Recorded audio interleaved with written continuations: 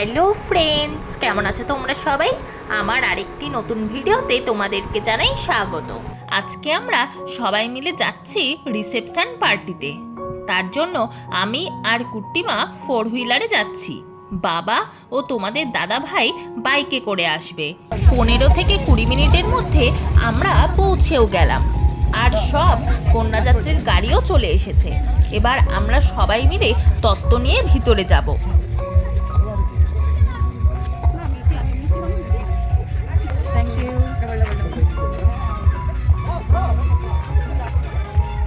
এটা আমাদের পাড়ার বিয়ে, কিন্তু পুরো রিলেটিভের মতো।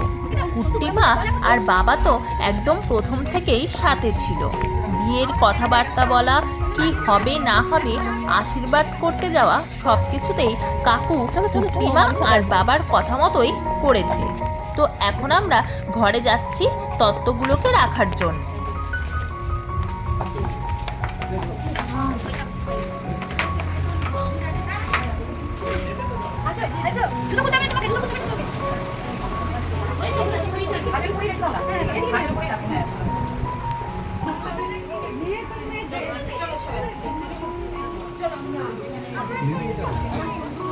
এরপর আমরা ঘরে তত্ত্ব রেখে যখন বেরিয়ে আসব, তখন আমাদেরকে এই জায়গাটিতে বসতে দেওয়া হলো।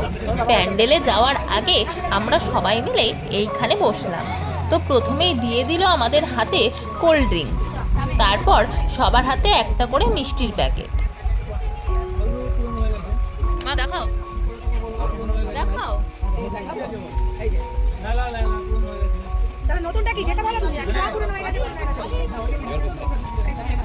এরপর আমরা চলে এলাম প্যান্ডেলে। প্যান্ডেলটা করেছিল বাড়ির পাশেই মাঠে। আর প্যান্ডেলে ঢোকার গেটে কিছু ফটো তুলে ভিতরে গেলাম। কুট্টিমা আর বাবা আগে ঢুকে গেছে, তাই খুঁজে পাচ্ছিলাম না। আর সামনে দেখো কি সুন্দর পায়রাগুলো বসে রয়েছে রাধাকৃষ্ণের পাশে।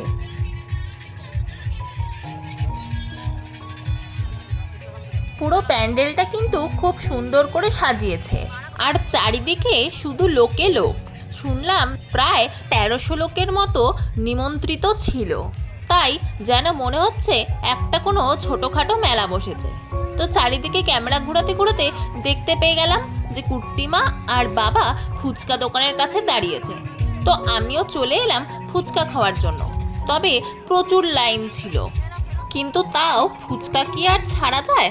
সেই জন্য লাইনে দাঁড়িয়েও কয়েকটা ফুচকা আমরা খেয়ে নিলাম।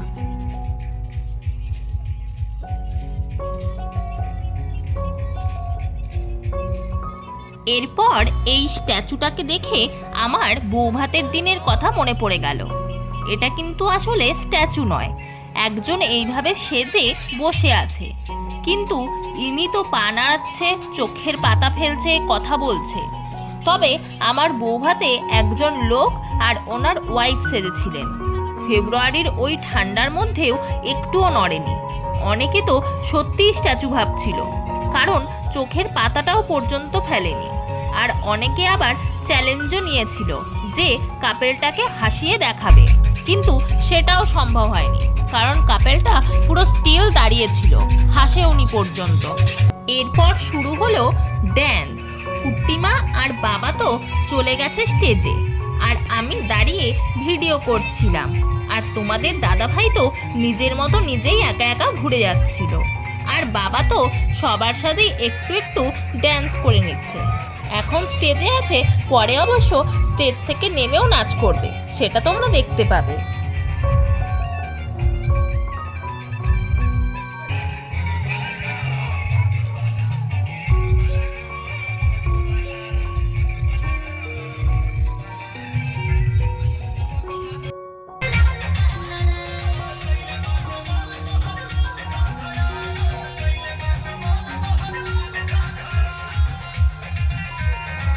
এখন তো নিবেদিতার শাশুড়ির সাথেই নাচ করতে শুরু করে দিল।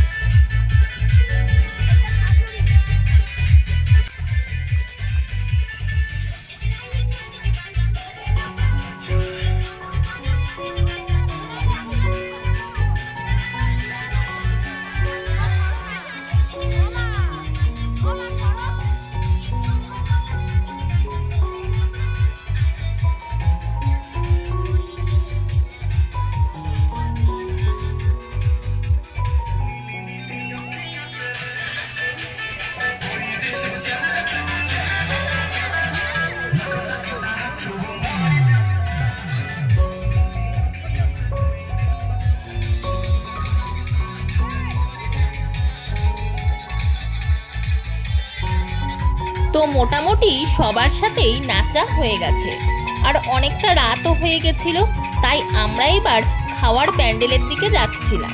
কিন্তু বাবার তো যাওয়ার একদমই ইচ্ছে নেই, আর একটু থাকার ইচ্ছে, তাই শেষ পর্যন্ত কাউকে পেল না এবং আমার সাথে যেহেতু নাচ করা হয়নি তাই আমার সাথেই নাচ করতে শুরু করলো। কিন্তু আমি আবার একটু লজ্জা পাচ্ছিলাম, কিন্তু তাও বাবা বলল একটু হলেও করো, তাই আমিও একটু শুরু করে দিলাম।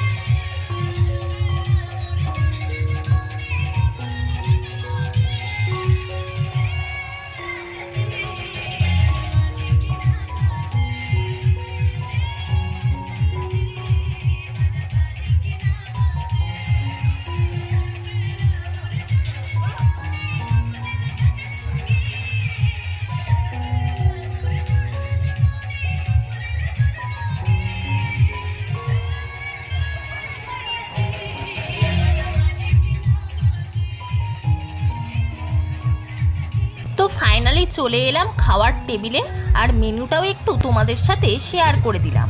খাওয়া দাওয়া খুবই ভালো ছিল।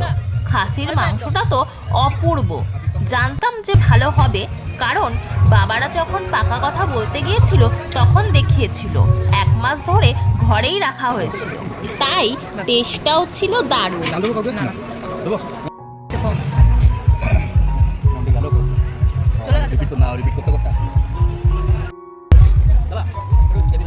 তো যাই হোক, আমাদের খাওয়া দাওয়া কমপ্লিট। বাবা আর বড়মশাই আগেই বাইকে চলে গেছে, এখন আমরাও বেরালাম। তো আজকের ভিডিওটা এখানেই শেষ করলাম। ভিডিওটিতে একটি লাইক করো, কমেন্ট করো এবং চ্যানেলটিকে সাবস্ক্রাইব করো।